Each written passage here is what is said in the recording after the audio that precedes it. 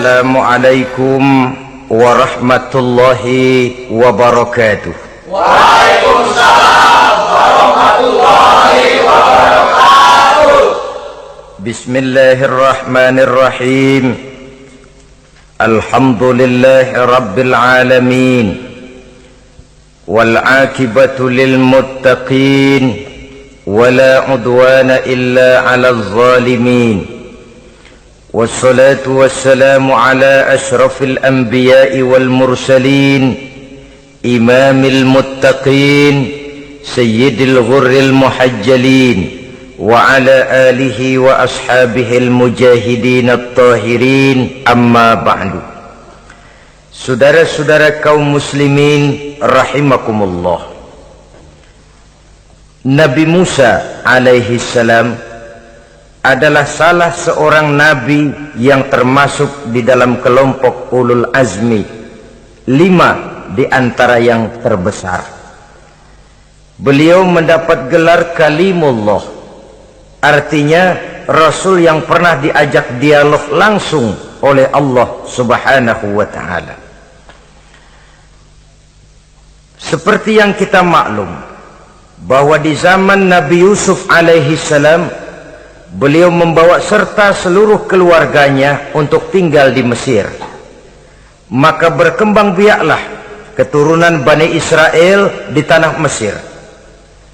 Sampai di zaman pemerintahan Ramses II, yang merasa khawatir dengan semakin banyaknya keturunan Bani Israel di Mesir akan menghancurkan kekuasaan daripada kerajaannya. Ramses II inilah yang kita kenal sebagai Fir'aun di zaman Nabi Musa alaihi salam. Maka terjadilah kemudian kebijaksanaan yang tidak bijaksana. Orang-orang tua dari Bani Israel dikerjakan secara paksa, membangun bangunan-bangunan mercusuar. Kemudian bayi-bayi dari Bani Israel dibunuh. Orang tuanya disuruh kerja paksa, bayi laki-lakinya dibunuh, dengan target agar Bani Israel hapus dari permukaan bumi ini. Tetapi kehendak Allah pasti juga akan terjadi. Maka lahirlah Nabi Musa alaihi salam, yang kelahirannya disembunyikan oleh orang tuanya dari pengetahuan umum. Namun bagaimanapun disembunyikan, kekhawatiran itu datang juga di hati ibu Nabi Musa alaihi salam. Allah kemudian memberikan ilham kepada ibu daripada Nabi Musa, masukkan anakmu ke dalam satu peti, hanyutkan di sungai Nil. Itu dilakukan oleh ibu Nabi Musa alaihi salam. Dimasukkannya bayi Musa ini ke dalam peti, ditutup rapat, dihanyutkan di sungai Nil. Kemudian ibu tadi memerintahkan saudara perempuannya untuk mengikuti kemana peti ini hanyut di bawah arus sungai Nil. Adapun peti ini kemudian hanyut dibawa oleh arus sungai Nil, memasuki istana Fir'aun. Maka permaisuri atau istri daripada Fir'aun melihat peti hanyut itu, diperintahkan tentaranya untuk mengambil peti tadi. Manakala peti terbuka, berisi seorang bayi laki-laki yang sangat mungil, sangat gembiralah istri daripada Fir'aun. Diusulkannya kepada suaminya agar bayi laki-laki tadi diambil saja, dijadikan sebagai anak angkat, dipelihara dan dibesarkan dalam istana. Fir'aun menerima usul daripada istrinya. Maka sejak saat itu dijaga, dipelihara dan dibesarkanlah Nabi Musa alaihi salam di lingkungan istana Fir'aun laknatullah alaihi. Begitulah ia memasuki masa remajanya, tumbuh sebagai anak angkat daripada Fir'aun dengan segala fasilitas yang serba cukup di dalam istana Fir'aun, sampai pada masanya di mana ia kemudian menyadari bahwa ia sebenarnya bukan dari keturunan orang-orang Mesir, tapi berasal dari keturunan Bani Israel. Sehingga satu hari ketika ia keluar dari istana, ia bertemu dengan orang yang sedang bertengkar satu dari keturunan Bani Israel, satu lagi dari orang Mesir. Musa membantu orang Israel ini melerai perkelahian, tapi kemudian Nabi Musa memukul orang Mesir tadi, dan memang hebat, sekali pukul mati. Saudara-saudara, tidak sengaja Nabi Musa itu hanya memukul, memberikan peringatan, tapi mati.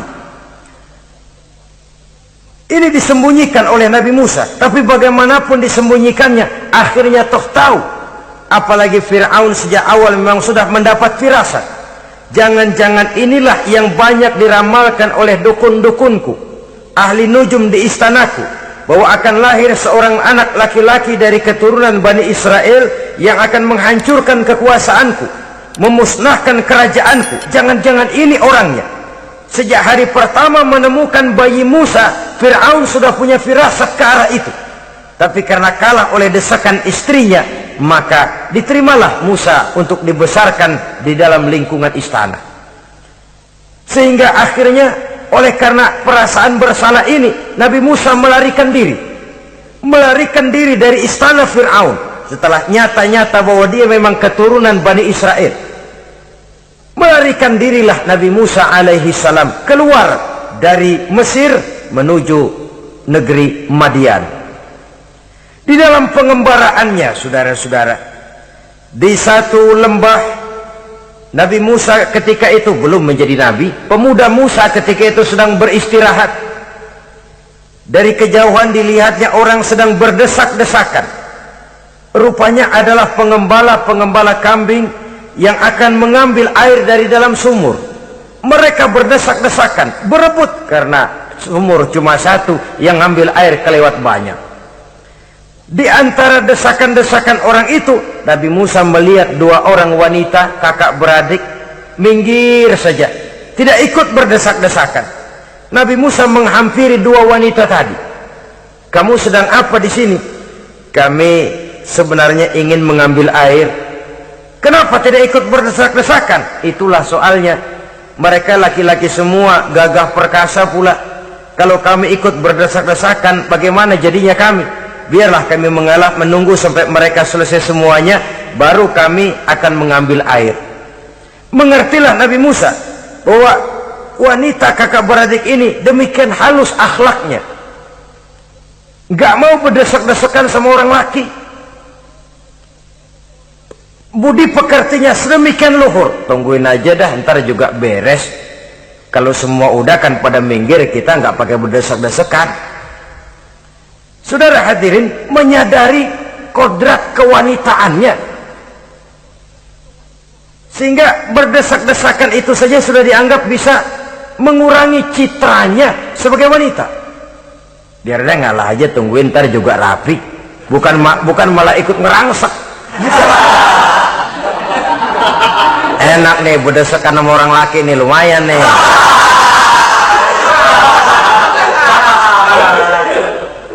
Sepintas itu saja sudah cukup bagi Nabi Musa, pemuda Musa, untuk menilai akhlak daripada wanita itu tadi. Oh, kalau kamu nunggu begini aja lama, kata Nabi Musa. Sudah, sini saya tolongin. Diambil embernya, Nabi Musa ikut berdesakan. Karena Nabi Musa memang kuat badannya, gak lama sudah dapat air. Sodorkan ke sana. Si wanita segera tahu bahwa pemuda ini begitu baik budi pekertinya, mau menolong orang yang dalam kesusahan. Akhirnya, bagaimana kalau kamu ikut saja ke rumah saya? Bapak saya sudah tua, senang hatinya kalau kamu ikut ke rumah, kenalan sama bapak saya. Ayolah, berangkatlah. Dalam perjalanan, si wanita ini berjalan duluan, Nabi Musa di belakang. Kemudian Nabi Musa bilang, sebentar, saya duluan, kamu belakangan. Kenapa rupanya? Angin nakal bertiup menghembus pakaian si wanita, sehingga memberikan gambaran yang agak jelas tentang warna, bentuk, postur badan si wanita itu tadi. Sekarang Musa yang menunjukkan budi pekerti yang luhur, gak mentang-mentang ditiup angin, nah mumpung nih.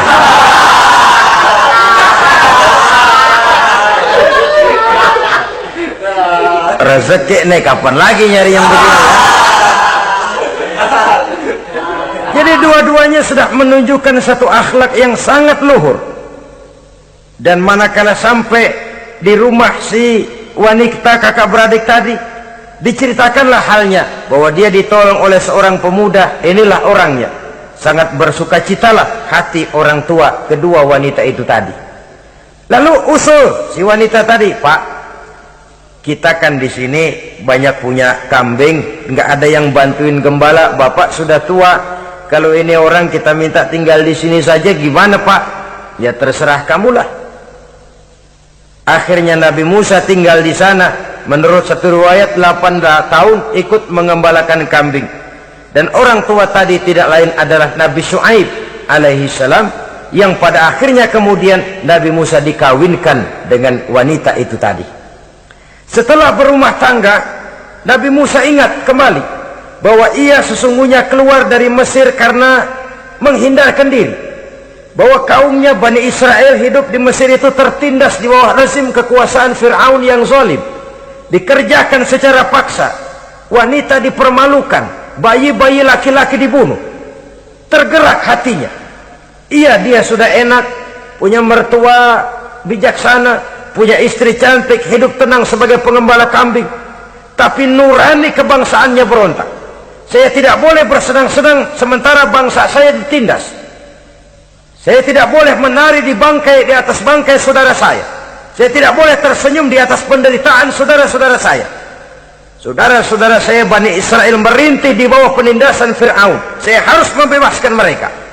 Diceritakanlah hal ini kepada mertuanya. Wah, kalau pakai bahasa mertua, saya mau kembali ke Mesir. Untuk apa Musa?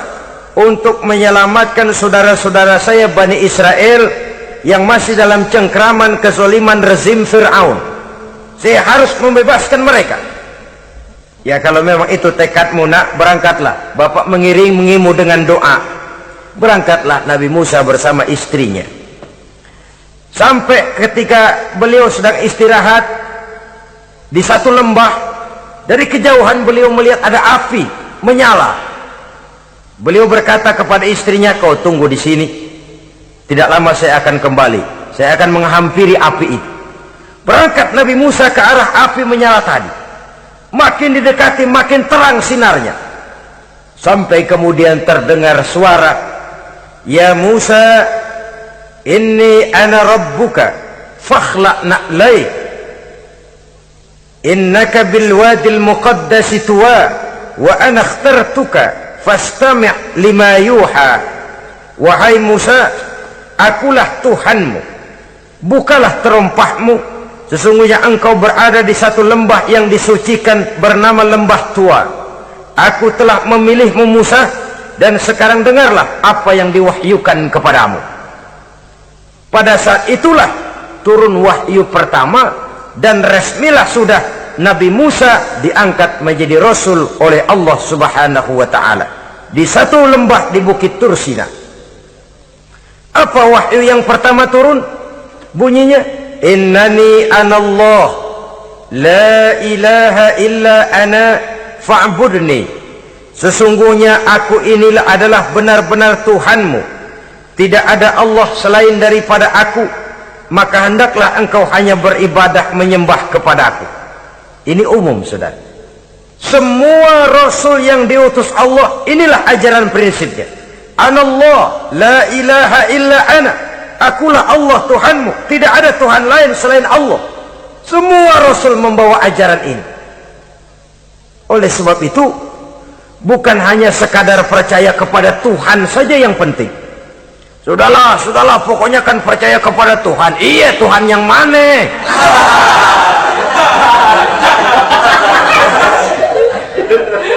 Sebab kalau sekadar percaya kepada Tuhan, rasanya semua agama percaya kepada Tuhan. Begitulah orang Hindu percaya kepada Tuhan, tapi Tuhan menurut mereka Trimurti, Wisnu, Siwa, Brahma. Orang Buddha percaya kepada Tuhan, tapi Tuhan dalam pandangan mereka ada Tuhan kecil Hinayana, ada Tuhan besar Mahayana. Orang Majusi juga percaya kepada Tuhan, tapi Tuhan dalam pandangan mereka ada Tuhan kebaikan namanya Ahriman, ada Tuhan kejahatan namanya Ahura Mazda. Orang Nasrani juga percaya kepada Tuhan, tapi Tuhan kata mereka dalam bentuk Trinitas, Tuhan Anak, Tuhan Bapa, Ruhul Kudus. Ini semua Tuhan dalam pandangan mereka. Jadi kalau sekadar percaya kepada Tuhan, percaya kepada Tuhan, percaya kepada Tuhan, Tuhan yang mana? Itu yang prinsip. Itu yang prinsip.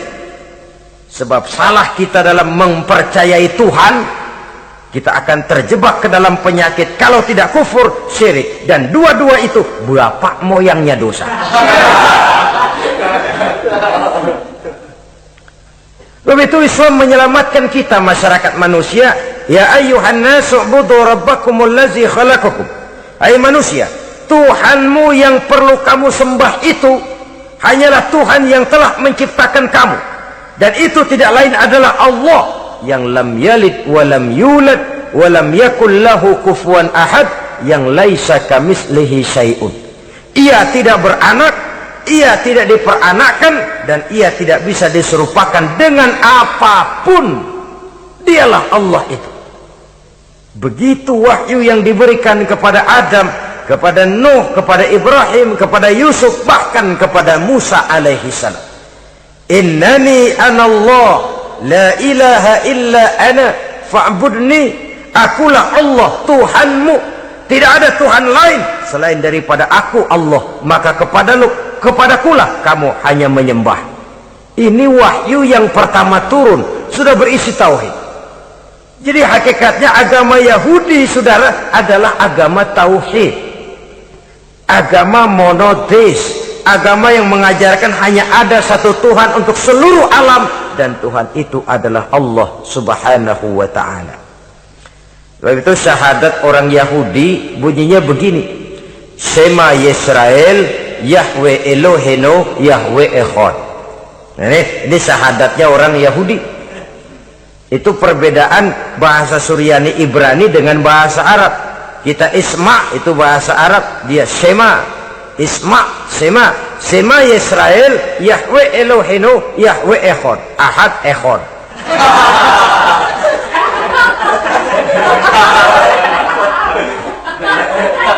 Maksudnya jelas, Shema Yisrael Yahweh Elohenu Yahweh Echad. Dengarlah hai Israel, Tuhan kita ialah Tuhan yang Esa. Yahweh kata mereka, Tuhan kita ialah Tuhan yang Esa. Esa tunggal, tidak beranak, tidak diperanakan. Kalau masih beranak, masih diperanakan, jangan Esa disebut, sebab dia masih berbilang, dan maha suci Allah daripada sifat berbilang. Jadi asas dari seluruh misi yang dibawa oleh Rasul yang 25 itu sama, tauhid inti ajarannya. Setelah tauhid, wa aqimis sholata li zikri, dan dirikanlah solat untuk mengingat aku. Jadi solat pun diwajibkan kepada Nabi Musa, cuma teknisnya yang berbeda. Bagaimana solat di zaman Nabi Musa, bagaimana solat di zaman Nabi Sulaiman, bagaimana solat di zaman Nabi Muhammad. Prinsipnya sama, solat, teknisnya yang berbeda. Di zaman Nabi Sulaiman konon solat itu tidak pakai ruku, tidak pakai sujud, diri saja. Makanya Nabi Sulaiman itu menurut riwayat meninggalnya dalam posisi berdiri. Artinya apa? Dalam keadaan solat beliau itu, bukan diri ngejedek kayak kita nungguin bus, bukan.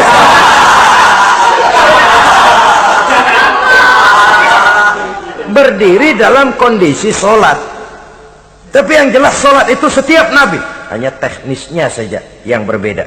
Jadi ini sudah akidah dan syariat. Akulah Allah Tuhanmu, tidak ada Tuhan lain selain aku. Ini kan akidah.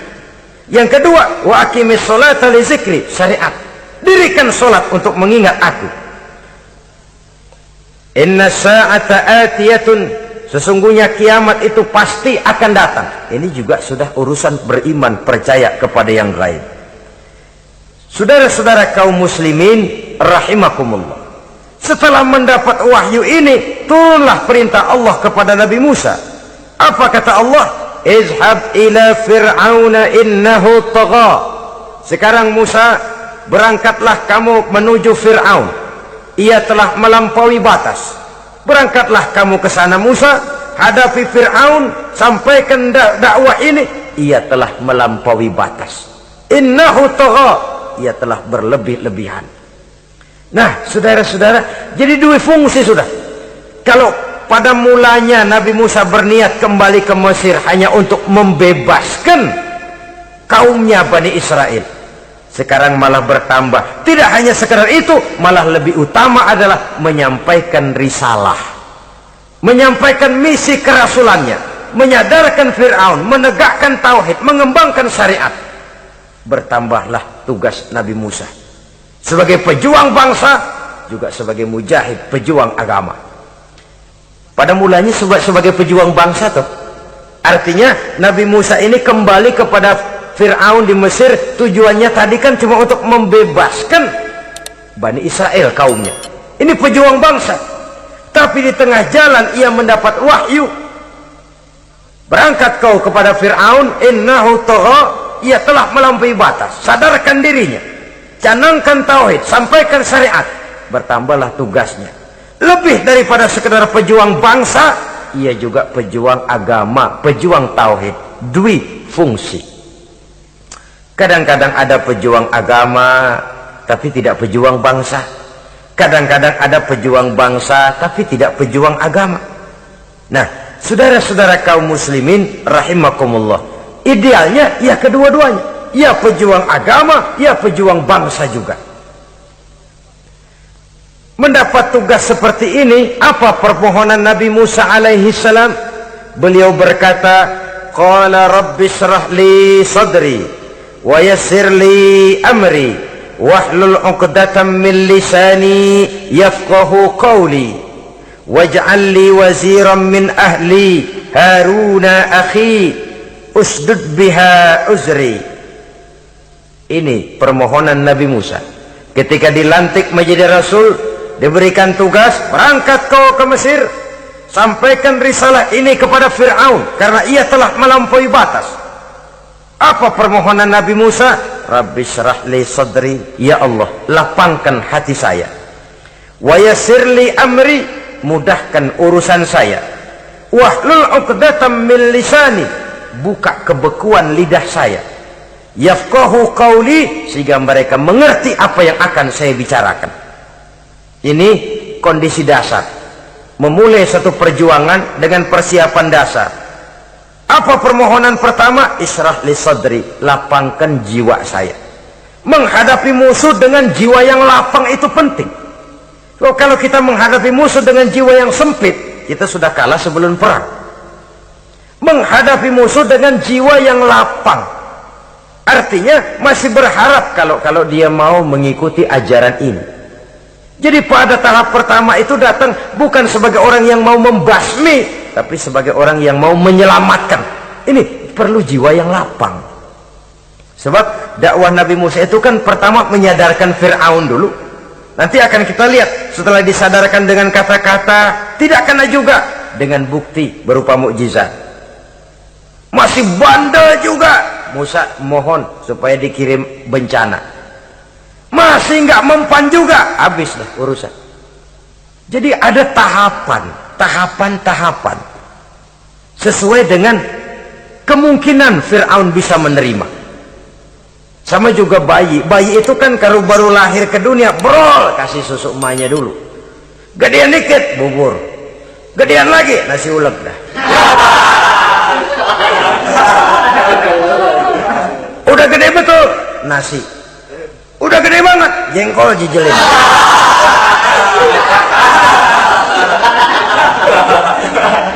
Jadi ada semacam tahapan.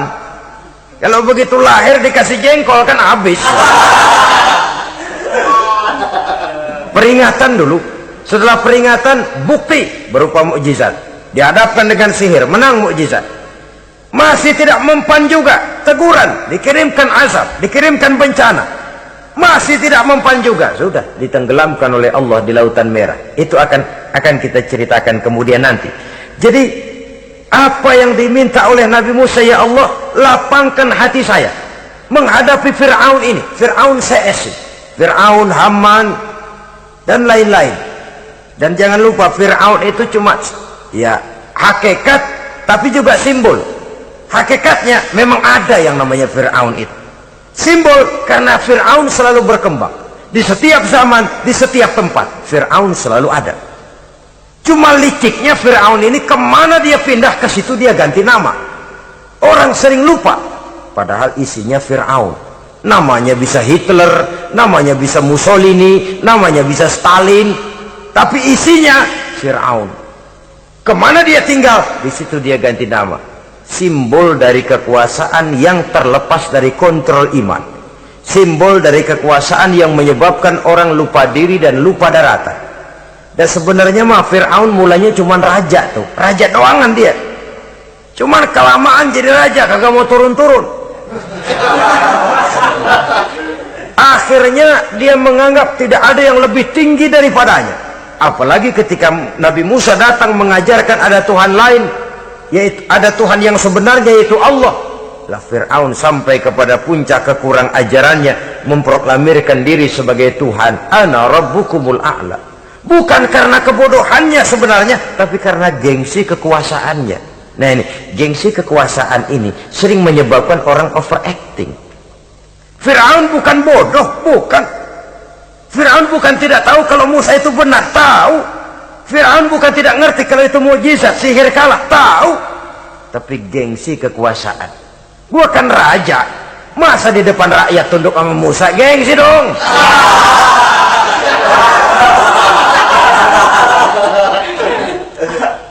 Cobalah lihat, gengsi kekuasaan sering membuat orang mau menginjak-injak kebenaran, mau membohongi hati nuraninya sendiri, mau membohongi kolbinya, hatinya. Padahal itu sudah, orang kalau sudah hatinya sendiri dibohongin, apalagi orang lain, sudah manusia paling kejam itu. Cuma karena gengsi kekuasaan saja. Gengsi kekuasaan kadang menganggap remeh kecil Nabi Musa, kadang merasa besar di depan rakyatnya, tiba-tiba harus tunduk kepada dakwah Musa. Ntar dulu, ada apa sama Musa? Dia kanyut, gue yang ngangkat. Iya toh, peristiwa di Sungai Nil itu. Karena aku yang nyelamatin, aku yang besarkan dia di istanaku. Gengsi kekuasaan sering menyebabkan orang overacting. Bukan karena kebodohannya, dia tahu itu benar, tapi dia berat untuk mengikutinya. Kenapa? Gengsi kekuasaan. Inilah watak Fir'aun. Oleh sebab itu Nabi Musa minta, ya Allah, lapangkan hati saya menghadapi orang kayak Fir'aun ini. Wa yassirli amri, dan mudahkan urusan saya. Ini orang berjuang itu, saudara, setelah segala taktik dan strategi dibicarakan, segala persiapan fisik disiapkan, jangan lupa wa yassirli amri, ya Allah, mudahkan urusan saya. Sebab sepanjang yang bisa kita lakukan hanyalah berusaha dan berusaha. Kepastian, ketentuan, hak prerogatif daripada Allah Azza wa Jalla. Kalau Allah memberikan kemudahan, satu dunia orang mau menghadang, no problem. Kalau Allah sudah memberikan kemudahan, satu dunia orang mau mendatangkan kesulitan, gak ada gunanya. Wa yassirli amri, mudahkan kiranya urusan saya ini ya Allah. Karena sudah terbayang oleh Musa. Pertama, faktor psikologis. Bagaimanapun Fir'aun itu kan bapak angkat sendiri. Ya orang kalau nasihatin orang lain barangkali nggak terlalu jadi beban moral. Tapi kalau sudah menasehati orang yang pernah mengasuh dan membesarkan dia, itu kan beban moral. Sulit posisi ini, apalagi kekuasaan mutlak berada di tangannya, tentaranya gagah perkasa. Wa yassirli amri, mudahkanlah urusan saya ya Allah. Lapangkan hati, mudahkan urusan. Saudara-saudara kaum muslimin rahimakumullah, permohonan yang ketiga dari Nabi Musa setelah minta dilapangkan hati dan dimudahkan urusan, wahlul 'uqdatam min lisani, bukalah kebekuan lidahku. Satu riwayat menjelaskan bahwa Nabi Musa memang agak gagap kalau bicara. Riwayat lain menjelaskan bahwa beliau agak sedikit cadel. Tapi yang jelas, minta agar dibukakan kebekuan lidah. Ini mengandung Satu pelajaran bahwa cara menyampaikan sesuatu akan sangat menentukan sesuatu itu sendiri. Sesuatu yang baik, kalau salah cara kita mengucapkannya, salah cara kita menyampaikannya, jadi tidak baik kesan orang. Ini soal ucapan. Soal hati itu Allah saja yang tahu. Tapi kan orang sebelum tahu hati ini, omongan yang didengar, tingkah laku yang dilihat. Maka ini yang diminta oleh Nabi Musa alaihissalam. Misi risalah ini berat. Menyampaikan pesan ilahi ini tidak ringan. Kalau salah saja ngomong, akan timbul kesalahpengertian. Oleh sebab itu, wahlul 'uqdatam min lisani, bukalah kebekuan lidah saya ini, supaya lancar bicara untuk menyampaikan yang hak, menghancurkan yang batil. Cara kita menyuguhkan sesuatu sangat menentukan sesuatu itu sendiri. Saudara datang ke rumah saya, yang saya suguhkan cuma segelas teh pahit dan singkong goreng, tapi kalau dengan kata-kata yang menyentuh, enak didengar telinga, nggak berasa tuh singkong goreng. Sebaliknya yang disuguhkan makanan mahal, mewah, lezat, caranya kasar, omongannya nggak enak didengar. Maka anda sikat habis ini, gue tahu lu lapar habis ini.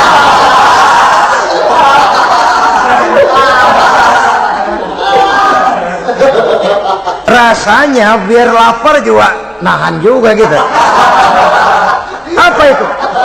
Bukan makanannya yang tidak enak, bukan kita nggak doyan, bukan, caranya itu loh, caranya. Nah, Islam ini agama yang baik.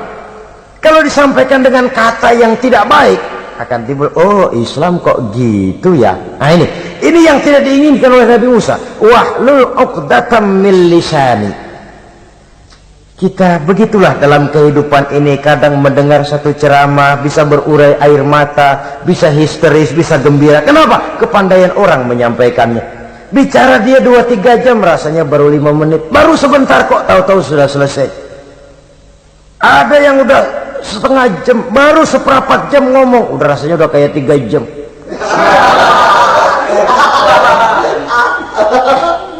Kita udah membisikkan, udah dah. Wahlul 'uqdatam min lisani. Targetnya apa? Yafqahu qauli, agar mereka memahami. Tentu lawannya agar mereka tidak salah mengerti, agar mereka tidak salah paham. Sebab kalau misi ini diterima dengan salah paham, dakwah tidak nyambung. Maka ini doa banyak dibaca, diamalkan oleh orang-orang mimbar yang sering pidato. Lapang hati melihat kerumunan orang banyak, tapi nggak dak-dikduk, nggak kena demam mimbar. Udara dingin tapi keringat, baju basah. Saudara hadirin yang saya hormati, lalu permohonan yang selanjutnya daripada Nabi Musa alaihissalam, waj'al li waziran min ahli, dan jadikanlah bagiku seorang pembantu dari keluargaku. Siapa? Haruna akhi, dia tidak lain adalah saudaraku Harun. Usdud biha uzri, akan saya limpahkan kepadanya segala beban-beban yang saya derita. Artinya orang berjuang perlu teman, nggak bisa sendirian. Nggak, bagaimanapun hebatnya kita tetap memerlukan bantuan daripada orang lain. Sendiri memang lebih baik daripada berteman orang jahat, tapi berdua lebih baik daripada sendiri. Bertiga lebih baik daripada berdua. Makin banyak makin baik. Untuk satu persoalan yang besar memerlukan kebersamaan. Begitulah Nabi Musa memberikan contoh. Saya tidak bisa berjuang sendiri, saya minta dibantu oleh saudara saya Harun. Jadikan dia pembantu saya, tempat saya membagi suka dan duka dalam perjuangan ini, tempat saya bercerita, tempat saya mengeluh, tempat saya melarikan persoalan. Sebab beban hati itu akan berkurang kalau kita ada tempat kita bercerita. Nah, saudara-saudara, berangkatlah Nabi Musa ke Mesir, kemudian mulai menyampaikan dakwahnya kepada Fir'aun laknatullah alaih. Fir'aun mendengar Musa datang kembali, kemudian terjadilah forum dakwah itu. Apa kata Fir'aun? Musa, kamu kemana saja? saya pergi ke Madian. Apa yang kamu lakukan? Begini, begini, begitu. Kamu melarikan diri? Pada mulanya iya. Dan sekarang apa maksud kamu datang kembali ke Mesir? Semula saya ingin membebaskan kaum saya Bani Israel. Lalu saya kemudian menerima wahyu dari Allah. Ditugaskan, diperintahkan langsung oleh Allah Sang Maha Komandan untuk datang menemui Tuhan, menyadarkan Tuhan dari kesesatan selama ini. Siapa Allah itu Musa? Allah adalah Tuhan saya dan Tuhan juga dan Tuhan seluruh alam ini. Baru nih Musa, saya baru dengar nih ada yang begini nih. Tuhanlah pakai nggak kelihatan, Tuhanlah cuma satu, yang Tuhannya banyak aja masih kelaparan.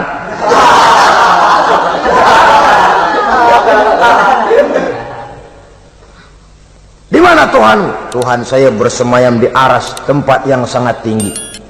Hei Haman, kata Fir'aun kepada Perdana Menterinya, bikin menara yang tinggi, bikin rakyat kerja paksa lagi, bikin menara tinggi. Naik Fir'aun ke atasnya, melepas panah dari atasnya. Menurut satu riwayat, panah itu ditangkap oleh malaikat, ditubleskan ke ikan, lalu dikembalikan lagi kepada Fir'aun dalam kondisi di mana panah itu berdarah. Dia tangkap lagi oleh Fir'aun, turun ke bawah, pidato di depan rakyatnya. Lihatin, Tuhan Musa udah saya panah nih. Mati. Saudara hadirin yang saya hormati, dengan segala macam dalih Fir'aun mencoba mengingkari dakwah Nabi Musa alaihi salam. Baiklah Musa, andai kata kamu benar, apa buktinya? Tuhan mau apa? Kamu sanggup menandingi tukang sihir saya? Insya Allah. Ayo kumpul tukang sihir, kumpul. Kumpulkan tukang sihir, dilepaskan tali-tali kecil, berubah jadi ular mengejar Musa. Musa oleh Allah difirmankan, lemparkan tongkatmu Musa. Musa melemparkan tongkatnya. Tongkat Musa kemudian berubah menjadi ular besar yang menerkam ular-ular kecil tadi. Habis itu ular kecil ciptaan tukang sihir Fir'aun. Begitu hebat mukjizat yang diberikan Nabi Musa, dan Fir'aun tahu itu mukjizat, tapi dia ingkar juga, tidak mau beriman. Sudah nyata bukti, sudah jelas saksi, dia tetap ingkar. Akhirnya Nabi Musa berdoa memohon kepada Allah, Rabbana innaka ataita fir'auna wa mala'ahu zinatan wa amwalan fil hayatid dunya. Wahai Allah, sungguh engkau telah memberikan kepada Fir'aun dan para pembesarnya zinatan, segala macam perhiasan, wa amwalan, dan segala macam harta benda, fil hayatid dunya, di dalam kehidupan dunia ini. Rabbana liyudillu an sabilik, semuanya hanya menyebabkan mereka jadi sesat dari jalanmu. Rabbana tmis ala amwalihim, ya Allah binasakanlah mereka di dalam hartanya. Wasdud ala qulubihim, tutuplah pintu hatinya. Fala yu'minu hatta yarawul azab al-alim, mereka tidak akan beriman sampai mereka melihat azab yang sangat pedih. Sudah dibuktikan dakwah baik-baik tidak mempan, bukti berupa mukjizat tidak kena, sampai dikirimkan teguran berupa berbagai macam bencana masih tidak juga beriman. Akhirnya Nabi Musa memutuskan, kalau begitu menyelamatkan kaum dululah.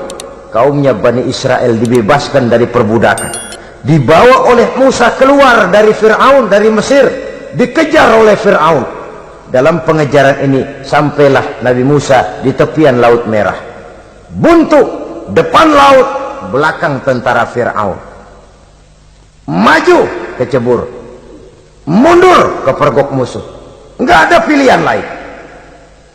Dalam kondisi seperti ini, Allah subhanahu wa ta'ala berfirman kepada Musa, lemparkan tongkatmu ke laut, hai Musa. Musa melemparkan tongkatnya ke laut, terjadilah mukjizat. Laut terbelah, jalan muncul ke permukaan laut. Lewat Musa di jalan itu, Fir'aun terus mengejar. Ketika Musa sampai di tepian sebelah sana, Fir'aun masih di tengah jalan. Laut menutup kembali, hilang itu jalanan. Fir'aun dan seluruh tentaranya tenggelam di Lautan Merah. mati. Pada saat kondisi seperti itulah Fir'aun dalam keadaan menghadapi sakaratul maut, napas cengap-cengap, hampir putus di leher, berkata dia, amantu bi Rabbi Musa wa Harun. Kalau begini mah saya juga percaya dah sama Tuhan, percaya dah sama Tuhannya Musa dan Tuhannya Harun. Kata malaikat maut, kemarin kemana mas?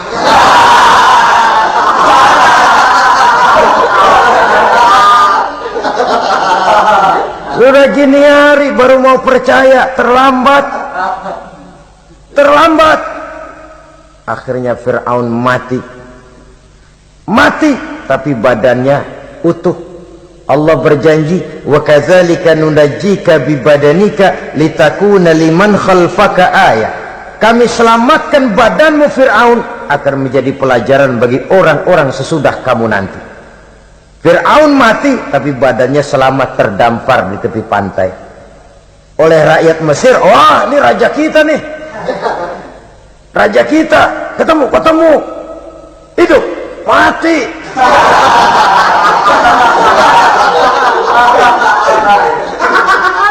Kemudian sesuai dengan tradisi raja waktu itu, dimumilah badannya, diawetkan, sehingga sampai sekarang jenazah atau jasad daripada Fir'aun ini masih tersimpan dengan baik di museum negara di Mesir itu.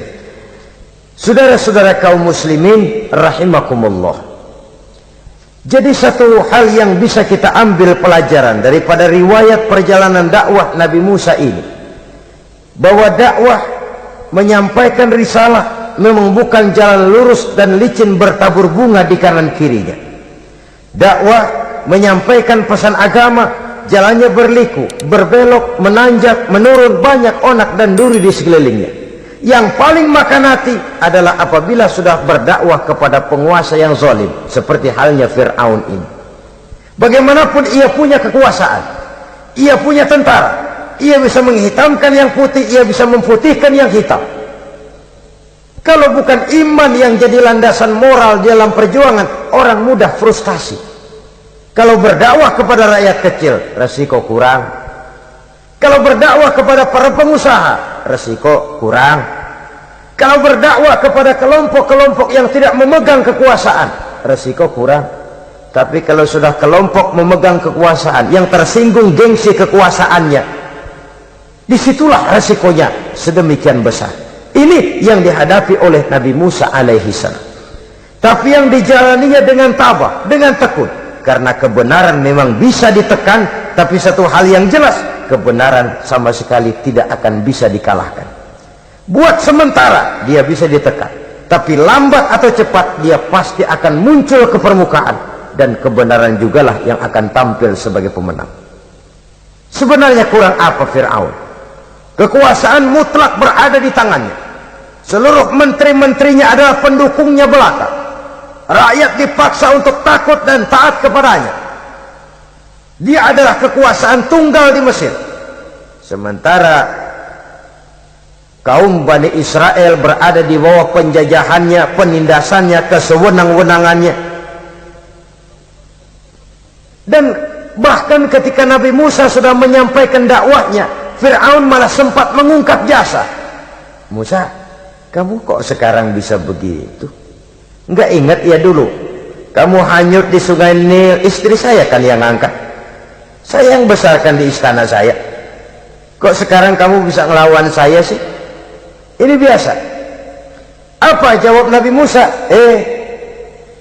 Kenikmatan yang kau berikan kepada saya belum seberapa ketimbang penghinaanmu kepada kaum saya Bani Israel. Jangan kau menyangka Fir'aun, kalau saya kau bikin senang, saya lalu akan mau mengkhianati bangsa saya sendiri. Tidak. Sama sekali kesenangan yang kau berikan kepada saya tidak akan menutup mata saya dari kondisi yang dihadapi oleh kaum saya, oleh umat saya. Mereka tersiksa, mereka menderita, mereka merana. Haruskah saya lupakan mereka cuma karena saya sudah tinggal di istanamu, engkau yang membesarkan? Padahal kau pun membesarkan saya bukan karena kemauanmu. Desakan daripada istri. Jangan ngitung-ngitung jasa Fir'aun. Andai kata pun jasamu ada kepada saya, belum seberapa ketimbang penghinaanmu kepada bangsa saya Bani Israel. Di situ Nabi Musa menunjukkan sifat nasionalisme yang sangat tinggi, rasa nasionalisme yang sangat mendalam.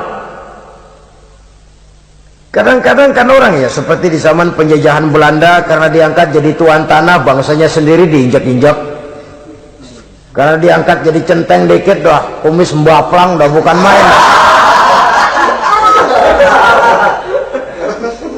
Bangsanya sendiri diinjak-injak.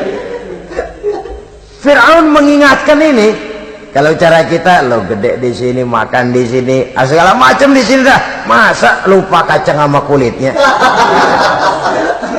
Kasarnya mah lu bisa begini ini, Musa nih gue yang rawatin lu, saya yang menjagamu, mengangkatmu dari sungai Nil. Masa sekarang sudah gede begini kamu mau berhadapan dengan saya?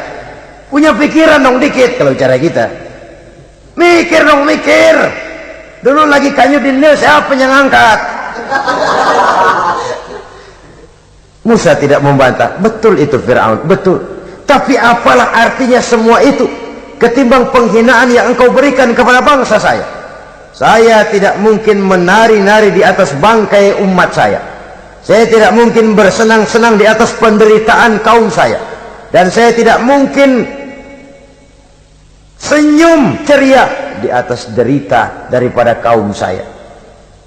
Dengan tidak melupakan jasamu, saya tidak akan merubah pendirian saya. Saya ingin membebaskan penjajahan. Saya ingin membebaskan kaum saya Bani Israel dari belenggu penindasan. Kalau engkau sudah tidak mau mendengar dakwah yang saya sampaikan, tidak mau bertuhan Allah, tidak mau menyembah kepadanya, tetap dengan keangkuhan dan kesombonganmu sekarang ini, okelah, berjalanlah dengan keyakinanmu. Tapi saya harus membebaskan kaum saya Bani Israel. Saudara-saudara kaum muslimin rahimakumullah, itulah jalan dakwah, jalan menyampaikan risalah agama, risalah Islam. Sekali lagi, bukan jalan lurus bertabur bunga, tapi agama memberikan ajaran, balighu anni walau ayat, sampaikan dari aku walaupun cuma sekedar satu ayat saja. Tugas ini memang mulia tapi berat. Tugas ini memang terhormat tapi penuh resiko. Ya kalau menyampaikan asal sekedar menyampaikan, sudahlah, pokoknya nyampein, percaya syukur kagak, udah dah. Bukan cuma sekadar itu, ada semacam tanggung jawab moral. Maka kondisi dasar yang dilakukan oleh Nabi Musa, permohonan yang tadi itu, ya Allah lapangkan hati saya. Jalan ini penuh onak dan duri, berliku, menanjak, menurun. Banyak halangan, tentangan, rintangan, dan fitnahan. Kemudian mudahkan urusan saya. Menentang kekuasaan Fir'aun bukan perkara ringan, bukan urusan main-main. Menentang raja yang sedang berkuasa, kekuasaannya mutlak, otoriter pula, diktator murni Fir'aun itu. Mudahkan urusan saya menghadapi jalan ini ya Allah. Karena tidak mungkin menurut otak. Mana bisa kata kebiasaan, impossible kata rasio. Kalau Allah mau memudahkan, semua jalan akan terbuka dengan mudah. Tapi kalau Allah yang mempersulit, bagaimanapun matangnya perhitungan strategi, taktik, rencana, program, planning, kalau Allah mempersulit, jalan itu akan jadi buntu jadinya. Oleh sebab itu maka persiapan zahir harus diimbangi dengan persiapan batin untuk menegakkan sesuatu yang hak, menghancurkan sesuatu yang batil, sebagaimana yang dilakukan oleh Nabi Musa alaihi salam ini. Dan segala macam tantangan dihadapi oleh Nabi Musa. Kau menyampaikan risalah bahwa engkau Rasul? Ya. Kau punya bukti? Siap. Apa buktimu? Ini, tongkat dilempar jadi ular, tangannya dimasukkan ke saku baju, lalu dikeluarkan bersinar gemerlapan, lebih sinar dari lampu merkuri. Sampai Fir'aun silau dibuatnya bersesudah. Musa, sudah, masukkan tanganmu lagi, masukkan tanganmu lagi. Dia tahu, dia sadar itu bukan sihir, tapi lagi-lagi gengsi kekuasaannya. Sehingga pantas kalau Nabi pernah bersabda, afdalul jihad kalimatu haqqin inda imamin jair. Jihad yang paling besar adalah mengucapkan kebenaran di depan penguasa yang zalim. menyampaikan kebenaran di hadapan penguasa yang zalim. Tapi kan berat, saudara, sulit, apalagi kalau belum apa-apa udah ngeri. Udah jangan ah.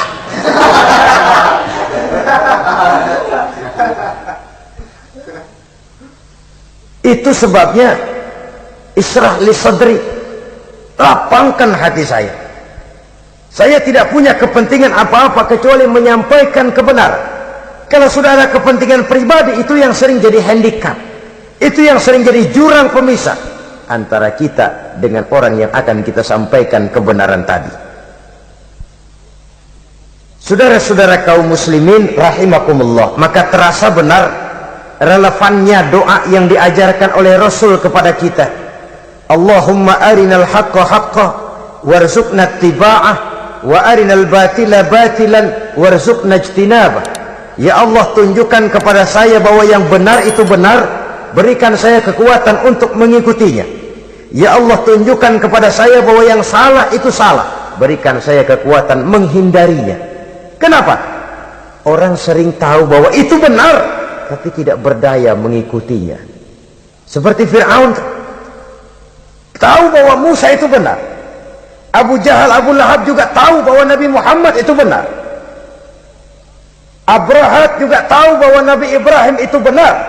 Namrus juga tahu Ibrahim itu benar. Tapi mereka tidak berdaya mengikuti kebenaran karena gengsi kekuasaannya. Kadang kita tahu bahwa itu salah itu, tapi karena dilakukan oleh orang yang punya kekuasaan, kita lalu tidak berdaya menghindarinya, malah terjebak ikut-ikutan salah, lalu menghibur-hibur diri. Sudahlah, tak ada gading yang tak retak. Bukankah dengan demikian kita sudah melegimitir kesalahan? Tahu bahwa itu benar dan mampu mengikutinya, itu nikmat. Tapi tahu itu benar namun tidak berdaya mengikutinya, itu mendatangkan siksaan batin. Tahu itu salah dan mampu menegur, itu nikmat. Tahu bahwa itu salah tapi larut ikut salah, nimbrung dalam kesalahan, itu mendatangkan tekanan batin. Jadi tahu kebenaran itu penting, tapi terketuk hati mengikuti kebenaran itu jauh lebih penting. Semua kita tahu Islam itu benar, tapi semua yang tahu Islam itu benar maukah mengikuti ajaran Islam? Tidak. Semua orang tahu kalau judi itu batil. Hatta penjudi yang paling kakap pun mesti tahu kalau itu batil, itu tidak baik. Tapi dia tidak berdaya untuk menghindarkannya, terjebak ke dalam penyakit itu tadi. Oleh sebab itu, saudara-saudara kaum muslimin yang saya cintai, tidak ada satu ucapan yang lebih baik. Dalam istilah Quran itu Allah menjelaskan, wa man ahsanu qawlan mimman da'a ilallah wa amila salihan wa qala innani minal muslimin. Ucapan siapakah yang lebih baik dalam hidup ini selain daripada mimman da'a ilallah, selain daripada ucapan orang-orang yang menyeru ke jalan Allah, orang-orang yang menyadarkan kepada agama, ini jalan Allah, mari ikuti, itu jalan setan, mari tinggalkan. Wa amila salihan, tidak cukup sekadar berdakwah mengajak orang ke jalan Allah, dia juga beramal soleh. Dia bangun rumah sakit, dia bangun madrasah, dia bangun masjid, dia makmurkan majelis salim, dia santuni yatim piatu. Wa qala innani minal muslimin, seraya berkata, saya termasuk orang yang berserah diri kepada Allah. Da'a ilallah wa amila salihan wa qala innani minal muslimin. Menyerukan manusia ke jalan Allah, beramal soleh, dakwah bil hal kata orang sekarang. Kemudian mereka pada akhirnya berkata, kami adalah sekelompok orang-orang yang sudah berserah diri kepada Allah, segalanya diserahkan kepada Allah. Lahirlah kedamaian rohani, ketegaran pribadi, ketentraman batin di dalam dia melaksanakan tugasnya. Kalau tidak, maka nanti ya tuh orang kan gua ajak baik-baik urus sembahyang, ngapa gua dimusuhin. Dipikirin, kurus dah. Ampek gaya dah. Makan hati. Soal orang mau beriman atau tidak itu bukan urusan kita. Tugas kita hanya sekedar penyampai. Tugas Rasul hanya sekedar penyampai. Kalau dakwah sudah disampaikan, metode sudah disusun, pendekatan sudah baik, tapi orang tidak mau beriman, Allahumma inni qad ballaghtu, ya Allah sudah saya sampaikan, ya Allah sudah saya peringatkan, ya Allah sudah saya sampaikan, ya Allah sudah saya tegur. Kalau toh tetap begitu juga, sudah saya sampaikan ya Allah. Di sana kelapangan lalu tumbuh. Jadi dengan kata lain, kita hanya berusaha, hidayah adalah di tangan Allah. Oleh sebab itu, kita ini termasuk yang bersyukur telah mendapat limpahan hidayah ini. Kalau kita lihat Fir'aun CS termasuk Haman, Perdana Menterinya, dan seluruh bala tentaranya, kurang apa? Mereka lihat mukjizat. Mereka saksikan kebesaran Allah. Di dunia juga mereka sudah dikirim bencana, teguran kepada mereka, entah tidak juga beriman. Dan strategi Nabi Musa mula-mula dialog, diajak ngomong, diajak bicara, diajak mikir, tukar pikiran. Allah itu begini-begini, oh tidak bisa, iya begini-begitu. Masih tidak percaya juga, dibuktikan mukjizat, tongkat jadi ular, tangan bisa mengeluarkan sinar. Masih ingkar juga, keluar doanya nih, doa yang ada dalam surah Yunus ayat 88-89, Rabbana tmis ala amwalihim, ya Allah cukup dah. Seruan sudah disampaikan, peringatan sudah diberikan, mukjizat sudah mereka lihat, tapi nggak juga mau beriman. Buresin aja harta bendanya dah. Habisin aja dah. Dikasih perhiasan kehidupan dunia. Innaka ataita fir'auna wa mala'ahu zinatan wa amwalan, dikasih harta, kesenangan dunia, bikin sesat. Habisin aja dah. Wastud ala qulubihim, hatinya empat dah. Udah dipatri, udah nggak mempan apa-apa. Udahlah ya Allah. Wala yu'minu hatta yaraul azab al-alim, rasanya mereka memang nggak bakal mau beriman kalau belum melihat azab yang sangat pedih. Dan memang setelah timbul tenggelam, napas mau sekarat, baru beriman. Terlambatlah sudah. Nah, saudara-saudara kaum muslimin rahimakumullah, bagaimana akhir daripada perjalanan Nabi Musa ini, insya Allah akan kita bicarakan pada pertemuan berikutnya. Terima kasih atas perhatian saudara. Mohon maaf atas segala kekurangan. Wassalamualaikum warahmatullahi wabarakatuh. Waalaikumsalam warahmatullahi wabarakatuh.